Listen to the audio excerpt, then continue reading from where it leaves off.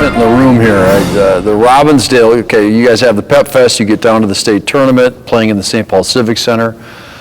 Obviously excited. You got Robbinsdale, a team that you played during the season, and you beat them. They're good. They're very good. So what happened in that ball game? Just what do you remember? I remember us coming out really, really tight, and coach having to call a timeout like real early because we were down like 8-0, and then we kind of got our bearings and we kept chipping away at the lead, and then we got the lead in the second half, and for a short period it looked like we were going to maybe pull away, but they were good. They hung with us, and then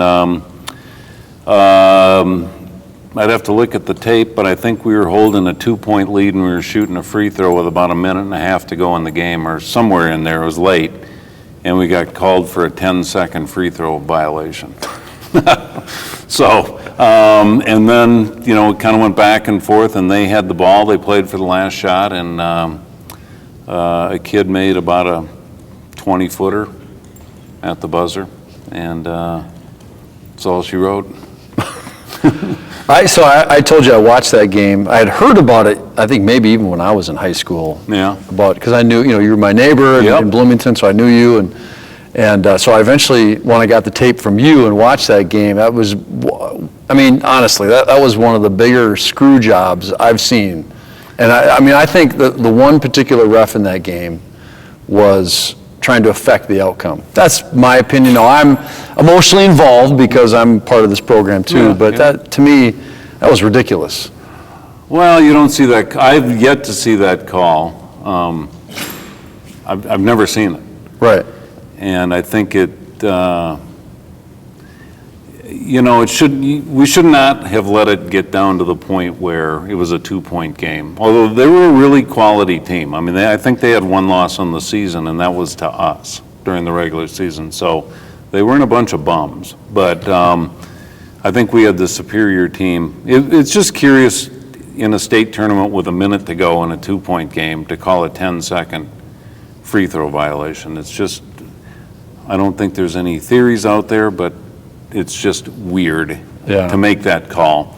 But we shouldn't have been within 2 points. So I mean, you were shame on us. Better team. I mean, well, I think we were. We proved it. We beat them by double digits earlier in the year, and that was their only loss. And they were right with us in the Lake Conference standings. But I think we were a better team, but that's the great thing about basketball. Sometimes the better team doesn't win. Do you think that obviously the Jags win a state championship the next year with Lingy and Hutchinson, all those Bratland, all those guys? Do you think that you must have had some pretty darn good battles in practice against a good team? Well, the JV team didn't lose a game. Is that right? Our JV team didn't lose a game when I was on JV, and then the JV team my senior year didn't lose a game. So we went 2 years without losing a game. I mean, those players on the JV, they're starting at a lot of schools. And they're not even sniffing the court. I mean, that was just West Bloomington had all kinds of basketball players. So did East Bloomington and Central Bloomington. I mean, Lincoln started out the season as the #1 rated team in the state. Kennedy won the Lincoln did? Yeah, Lincoln did, with Mike Grant, the Eden Prairie. Yeah. And a guy Gary Opatz. But they started the season as #1, and we played them early. I think it was maybe the second game of the season or third game. We played them at Lincoln and beat them. And then Kennedy ended up winning the Lake Red. We won the Lake Blue. So you had 3. I often wonder, if you were coaching that team, Coach, what would your starting lineup look like? I mean, you'd have guys on the bench that, 9 deep that were unbelievable. Bloomington would have clobbered everyone had there been a combined team, and that probably went for football and hockey and baseball. I mean, we were in the state championship for football. Kennedy won the state baseball tournament. Lincoln was in the state semifinals in hockey. We were in the state tournament for basketball. You had a Bloomington team in every sport, one of the 3 teams. It was like a Eden Prairie on steroids.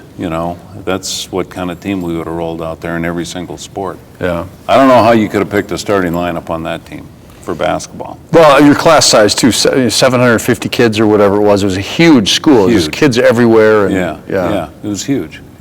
But West Bloomington was just, it was just a big, school district growing, and we had great players all over the place. Athletes left and right. Every sport, yeah. Yep.